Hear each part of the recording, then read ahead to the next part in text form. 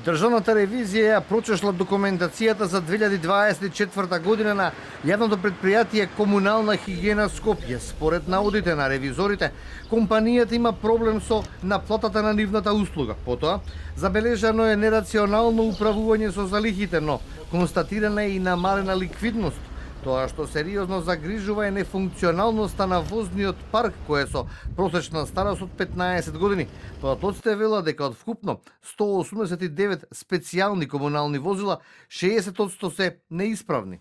Утврдено е високо ниво на нефункционалност на возниот парк. Околу 60% возила се во употреба, односно од вкупно 189 специјални комунални возила со кои располага претпријатието, само 76 се во возна состојба, додека 80 се неисправни и 33 се хаварисани, или 113 возила се нефункционални со просечна старост од 15 години и намалена способност да генерира економски користи. Дополнително, во извештајот се наведува и дека од резервните делови кои се на залиха, 40% се набавени во 2009 година, а истите се застарени и се без реална употреблива вредност, за кои не е извршено вредносно услогласување.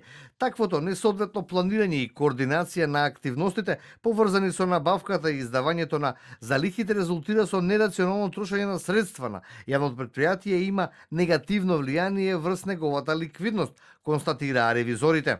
Утврдени се слабости во евидентирање на недвижностите и инфраструктурните објекти, не е обезбедено правото на сопственост и не е евидентирана опрема регистрирани во сопственост на јавното претпријатие со вредност од 472.325 евра. Доминантен дел од поборувањата, односно 2.071.317 евра, имаат значително намалена или неизвестна наплатливост како резултат на регистрација на корисници без соодветна верификација и склучени договори. Во однос на вработувањата во анализираниот период преку приватна агенција за вработување имало ангажирано 354 лица како даватели на услуги, административни службеници и помошно технички персонал, а за нив јавното претпријатие одвоило нешто над 3 милиони евра. Дополнително, ревизијата утврдила неправилности во начинот на пресметка на плата на директорот и кај прекувремената работа на административните службеници.